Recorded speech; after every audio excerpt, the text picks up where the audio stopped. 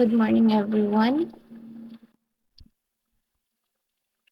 For today's discussion, two statistical tests will be explained, the z-test and the t-test.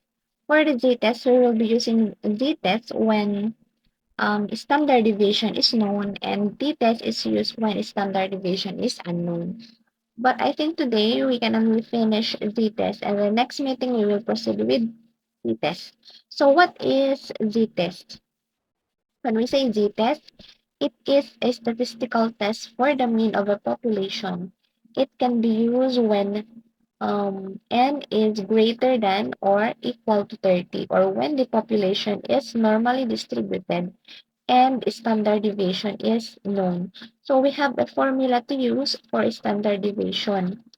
Z is equal to mean minus the hypothesized mean all over the standard deviation all over the square root of sample size. So, we have here kung ano yung mga ginamit natin dito na variable. So, ito yung mga yun. X is the sample mean. Mu is the hypothesized population mean. Alpha here is the population standard deviation and N is the sample size. So, all you need to remember is that gagamitin natin ang z-test kapag ang sample natin is greater than or equal to 30. At kung gusto nating i-compare yung hypothesized mean natin dun sa population mean natin. So, nandito yung assumptions natin for z-test for a mean when population standard deviation is known. So, ayan. The sample is a random sample and our n is greater than or equal to 30. So, for us to be able to understand or follow kung paano tayo hypothesis testing, we have steps to follow. And we have steps to follow in our next examples later on para mas mabilis nating magawa yung hypothesis testing natin.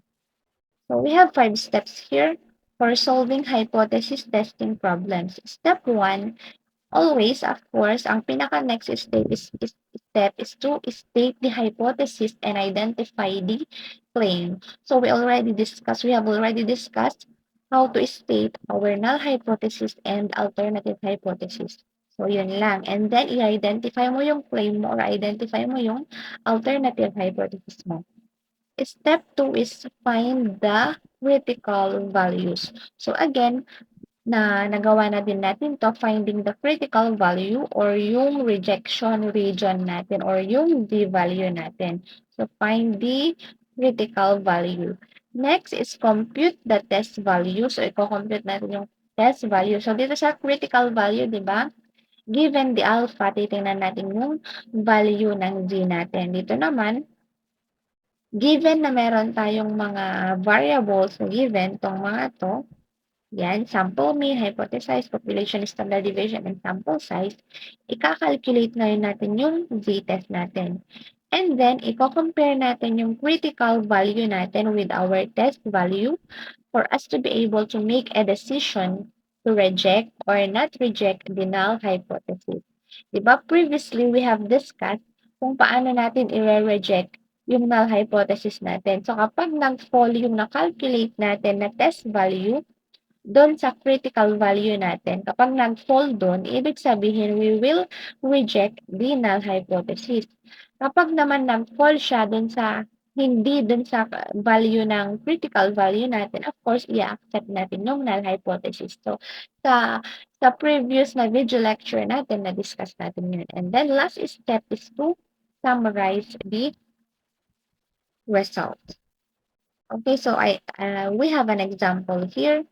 A researcher wishes to see if the mean number of days that a basic low-price small automobile sits on the dealer's lot is 29.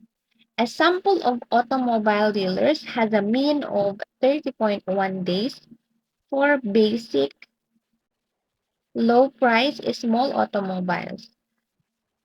at alpha is equal to or at alpha or at significant level of 0.05, test the claim that the mean time is greater than 29 days.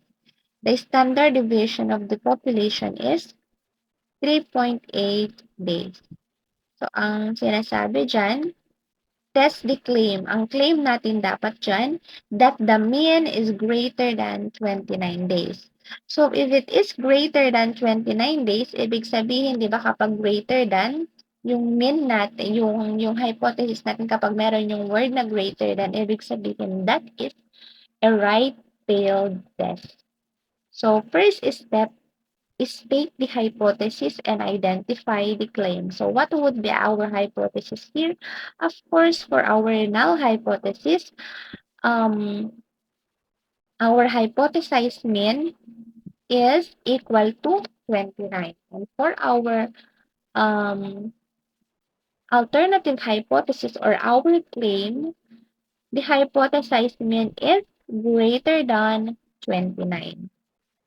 After stating the hypothesis and our claim, of course, we will find the critical values.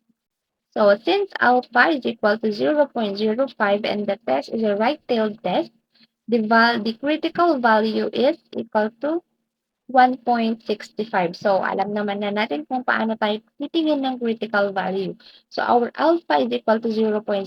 So, 1 minus 0.05 is equal to 0.95. So, you will check dun sa Z table natin kung ano ang magiging Z value niya if the area is 0.95. So, that is 1.65. So, this is our critical value. So after determining the critical value, we will now proceed in the computation of our Z, in the computation of our test value or our Z. So given na meron naman tayong mean, yan, we have a mean of 30.1 days and our hypothesized mean is 29 days. Yan, 29 days. All over our standard deviation is 3.8 days. All over the square root of our sample size. So, ang test value natin is 1.59.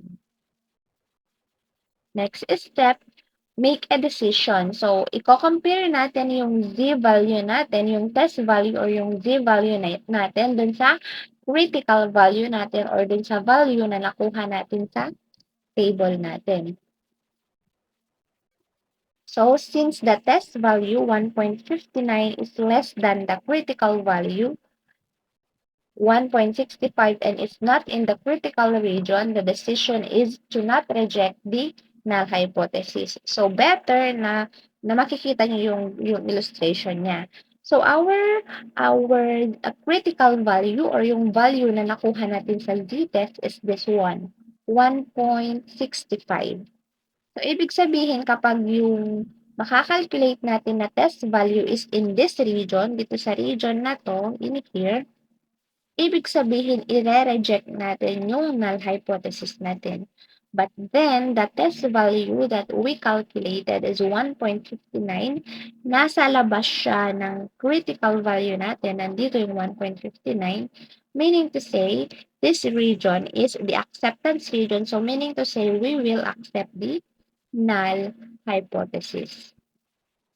So, summarize the results. So, ibig sabihin, there is not enough evidence to support the claim that the mean is greater than 29 days. Or pwede natin i-state dito that we can therefore conclude that the null hypothesis is accepted and the mean is equal to 29 days. Yan na. Our summary natin, conclusion natin.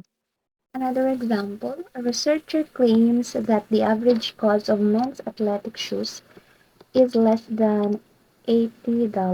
So, ito yung claim natin.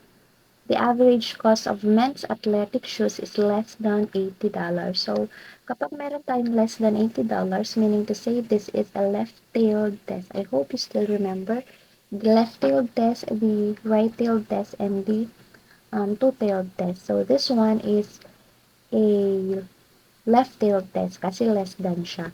He selects a random sample of 36 pairs of shoes from a catalog and finds the following cost in dollars. The costs have been rounded to the nearest dollar. Is there enough evidence to support the researcher's claim at alpha level or significance level of 0.10? Assume that the standard deviation is 19.2.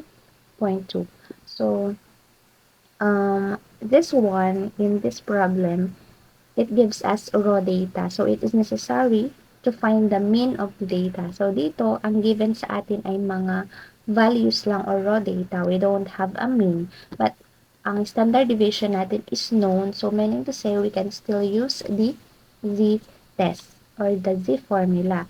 But, we will be calculating the mean of the data. So, alam naman na natin kung paano mag-calculate ng mean given the values. So, first step, again, i-state natin yung hypothesis natin and identify our claim. So, what would be our hypothesis here? So, again, our null hypothesis is that the hypothesized mean is equal to $80, and for our claim or alternative hypothesis, the hypothesized mean is lesser than $80. So this is our claim. For step 2, find the critical value. Since alpha or the significance level is 0.10, so titingnan natin dun sa table natin, dun sa Z table natin, kung ano yung corresponding area na covered ng alpha is equal to 0.10 natin. So, kapag left-tailed test, ito na agad yung gagamitin natin. Hindi na tayo mag-subtract from 1. So, i-check nyo yung 0.10 dun sa Z table nyo. And our critical value is negative 1.28.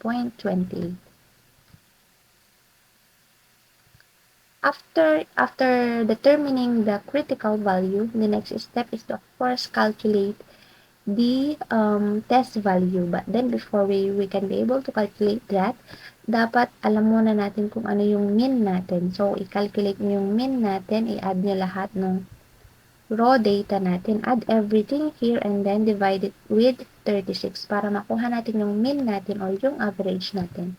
So, our mean here is 75 and our standard deviation is 19.2. Substitute this value sa formula natin. So, this is our working equation.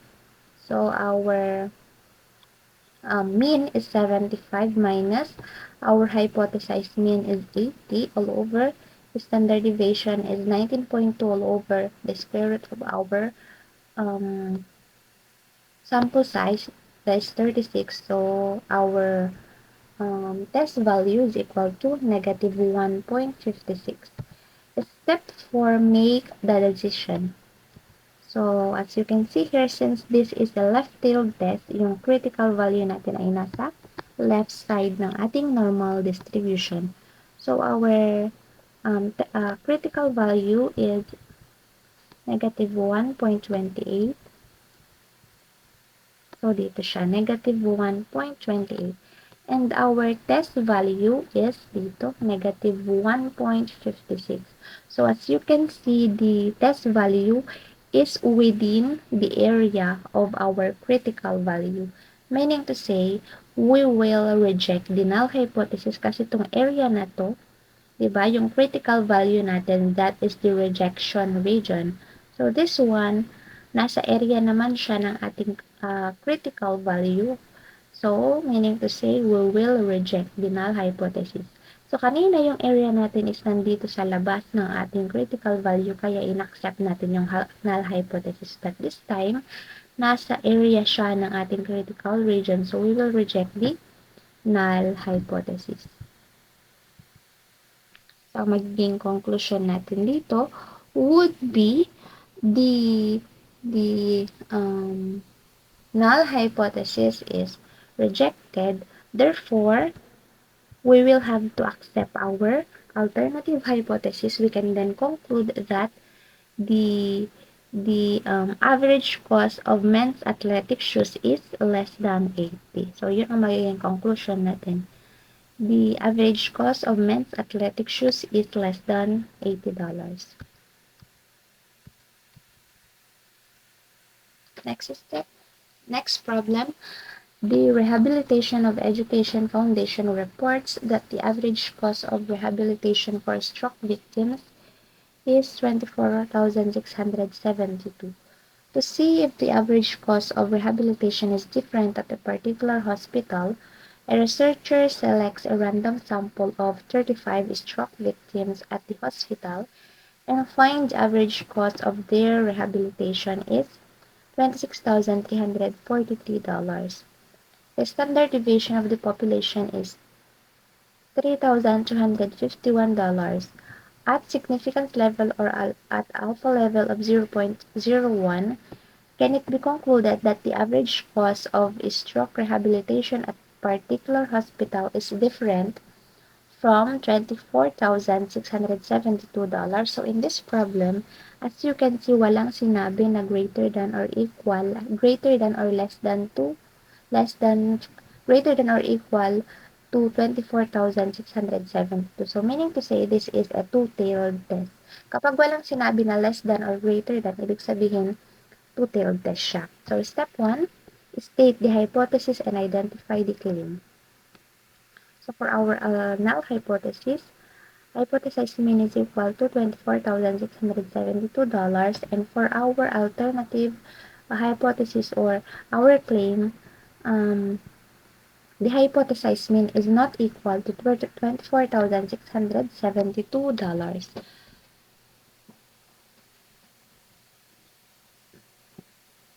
So first step is to find the critical values.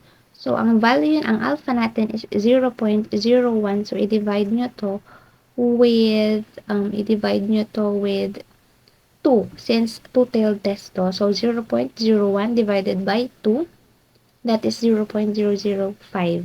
So yung 0.005 titingnan natin sa z value natin, that corresponds to negative 2.58. Yung 0.005 natin, that is negative 2.58, and 1 minus 0.005. So yun yung right tail test natin, so that is 2.58. So, ulitin ko, itong 2.58 is makukuha natin. So, 1 minus 0.005. So, yung area covered, titingnan natin din sa z-table natin. So, that is 2.58. So, ito yung dalawang critical value natin. And next step after identifying the critical value is to compute for the test value. So, this is our working equation. Z is equal to our mean is 26,343 minus our hypothesized mean is 24,672 all over. The standard deviation 3,251 all over the square root of 35. Our sample size, that is equal to 3.04. So, checking kung nasa critical region ba siya or hindi. So, dito, yung critical region natin is dito, negative 2.58 and positive 2.58.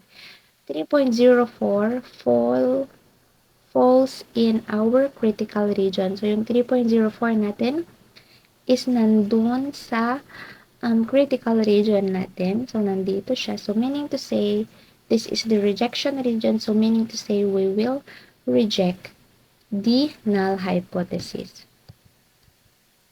So, we can now conclude that, so kung i-reject natin yung null hypothesis, we will accept the alternative hypothesis. We can then conclude that the average cost of stroke rehabilitation at a particular hospital is not equal to $24,672 or is different from $24,672. So, since ni-reject natin ang null hypothesis, so ibig sabihin ang i-accept natin ay yung alternative hypothesis. So, this one, isang example natin. So, kapag magti-thesis naman kayo, di ba, ang mga given sa inyo is, ang mga meron kayo is mga raw data. Halimbawa dito, another example dito sa problem na to is, you will find out kung ilan ang, let's say for example, ang average na kita ng mga farmers every cropping season is, sabihin natin 100 sacks of rice. So, ipo-prove nyo ngayon. So, halimbawa, ang sabi dito is, a researcher claims that the average crop yield of farmers in every cropping season is less than or is more than 100 sacks. So, ang gagawin ngayon, magko-collect ngayon kayo ng mga information from farmers. So, magtatanong-tanong kayo sa mga farmers kung ilan ang yield nila or ang na-harvest nila in that harvesting season. So, magtatanong kayo ngayon. And then, ipuprove nyo kung tama ba yung claim nyo na more than 100 sacks yung na-yield nila on that cropping season. So, ganun yung mga example ng problem na ma-encounter nyo kapag mga raw data ang given sa inyo. Diba? Mga raw data naman talaga ang given sa inyo kapag mag-thesis kayo. So, kapag in cases like that, pwede natin gamitin yung Excel na naman natin. So, diba kapag mag-thesis kayo, hindi naman kayo magmamano-mano. You will be using mga software, but most of the time sa ating mga college, we are using Excel as our software or tools sa pag-calculate ng mga values natin na gagamitin natin to answer our research questions and to prove our hypothesis. So, let us try using our Excel. Let's try to solve this problem dun sa Excel natin and let's see kung pareho yung magiging sagot natin. So, let's try this one sa Excel. I-input natin tong raw data natin sa Excel natin. Ayan, naka-input na agad siya. So, input lang natin yung mga raw data natin or yung mga values na given sa problem natin. And then, you will type this one. Y is equal to 0 always to kapag mag-z-test ka using Excel. Type y is equal to 0 kasi we will be using this one later on sa calculation natin. And then, pumunta ka dun sa file kasi sometimes wala agad-agad yung data analysis sa mga Excel natin, Microsoft Excel natin. So, go to file. And then, click options. Click this one, add-ins. And then, you will see here dito sa baba, Excel add-ins. Click go. And then, i-check nyo lang lahat yan. Analysis toolpack. I-check nyo lahat yan. Analysis toolpack, VBA, Euro currency tools, and then solver add-in. And then, press OK. And then, may mag-appear na doon na data analysis. Next step is to, click data analysis. And then, hanapin nyo dito yung z-test. So, this one, z-test to sample for means. And then, click OK. And then, for variable 1 range, i-click lang natin to, itong x value natin. Click natin yung x value. And then, for our variable 2 range, i-click lang natin yung y value natin. And then, the hypothesized mean difference, di ba, yung claim natin is $80. So, ilalagay lang natin dun sa, dito, hypothesized mean difference is equal to 80. Variable 1 variance. So, ang given sa atin ay standard deviation is 19.2. You need to take note that in calculating for the variance, di ba, ang standard deviation is just the square root of variance. So, para makalculate natin yung variance, i-square nyo lang to. 19.2 is square. Kaya, nakuha natin yung, ito, 368.64. So, i-square nyo lang yung 19.2. And then, variable 2 variance, wala naman na tayong given na isang variance pa. So, that is 0. Pero, hindi natin pwedeng ilagay ang 0 dito. So, yung pinakamalapit na value sa 0. So, 0.0001. Kasi hindi niya mariread kapag 0 yung ilalagay natin dito. And for our alpha level, ang given na alpha level sa atin is 0.10. So, yun yung in-input natin dito, 0.10. And then, press new worksheet apply and then press OK. So, magpapakita na dyan yung mga kakailanganin natin para makapag-conclude tayo. Or para malaman natin kung i-reject natin yung null hypothesis natin or yung alternative, i-accept natin yung null hypothesis natin. So, nandito na agad-agad, na-calculate na agad yung mean natin, 75. Our hypothesis mean is 80. So, our critical Z value is negative 1.56. So, pareho ba? Ang Z value, ang critical, hindi pala. Ang critical value natin is ito pala. Hindi, no? Z critical one-tailed. So, yung problem natin kanina dito is one-tailed test pala. Left-tailed test. So, ayan, negative. Since left-tailed test siya, so negative 1.28. So, the same thing dun sa Excel natin. Ang critical one-tail natin is 1.28. Pero since left-tailed, so negative 1.28. Ang Z value natin for one-tailed test is dito is negative 1.56. The same thing dito. So, nandyan negative 1.56 ang test value natin. Our test value is negative 1.56 and our critical value is 1.28. And then, ang test value natin is negative 1.56 and ang critical value natin is negative 1.28. So, makakapag-conclude na kayo using the given values dito sa Excel natin. So, the same thing lang kung paano kayo nag-conclude kanina, ganun lang din sa Excel natin. Just check the values.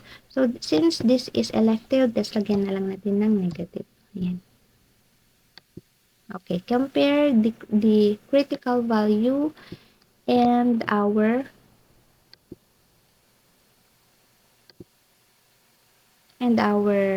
test value. Ayan. Another thing na pwede natin gamitin in hypothesis testing is our p-value. Ito, p-value, ito. Yan.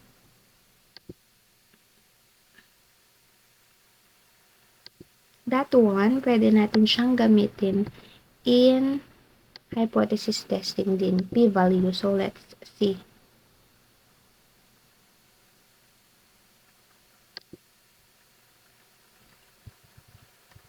Itong p-value. So, p-value method for hypothesis testing. The p-value or the probability value is the probability of getting a sample statistics such as the mean or a more extreme sample statistic in the direction of the alternative hypothesis when the null hypothesis is true. So, ang mga statistician usually, di ba, to test the hypothesis, we commonly use yung level of significance na 0.05, 0.1, and sometimes 0.10. So, recall na yung choice of level natin depends on the seriousness of type 1 error. And kapag nag-input naman tayo ng values natin dun sa Excel, may mag-a-appear agad-agad dun na p-value as you can see dun sa example natin, may mag-a-appear na p-value for left-tailed test, right-tailed test, and two-tailed test. So magagamit natin 'yun in deciding kung i-accept ba natin or i-re-reject natin yung null hypothesis natin. So, in other words, ang p-value natin, this is the actual area under the standard distribution curve. Nire-represent nito yung probability of a particular sample statistic or more extreme sample according to sample statistic occurring if the null hypothesis is true. So, meron tayo ditong p-value. P-value natin kapag lesser than or equal to our significance level or yung alpha natin, i-reject natin yung null hypothesis. But then if our p-value is greater than our alpha, we will not reject the null hypothesis or we will accept the null hypothesis. Sabi dyan, p-value is lesser than or equal to our alpha. So let's say ang alpha natin sa problem is 0.05. And ang p-value na na-calculate ng Excel natin is 0.0356. So, yung p-value natin is lesser than our alpha. So, ibig sabihin, i-reject natin yung null hypothesis. Kapag naman ang given na alpha natin is 0.01, so ibig sabihin, our p-value is greater than our alpha. So, i-accept natin yung null hypothesis natin. So, tingnan natin dun sa problem natin kanina.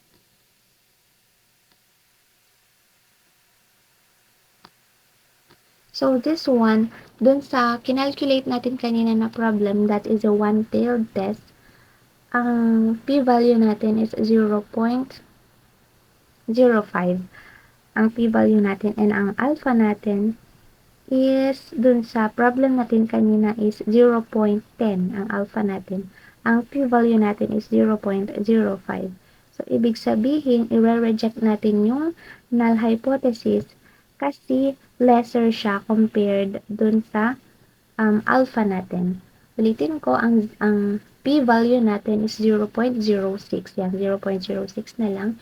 And ang alpha natin is 0.1. So, mas mababa or lesser yung p-value natin compared dun sa alpha natin. Meaning to say, kung mas mababa ang p-value natin, i-reject natin yung null hypothesis natin. And then, kung mas mababa ang p-value natin, we will reject the null hypothesis. So, that is how we use the p-value in deciding kung i-reject or i-accept natin yung null hypothesis. Actually, may formula in calculating for our p-value, but then again, ang gagamitin nyo naman kapag magtitesis kayo ay Microsoft Excel, so there's no need na mano-mano pa natin i-calculate itong p-value natin. But at least dapat you know how to read our z-table and you know how to calculate critical values. So that's all for z-test and the p-value. So next meeting we will be discussing the t-value naman. T-value. Ang t-value naman ginagamit natin when the standard deviation is unknown. So dito sa z-test kasi natin, we use z-test dahil alam natin yung standard deviation natin. The standard deviation is known. But then in cases where standard deviation is unknown, ang gagamitin natin ay t-test.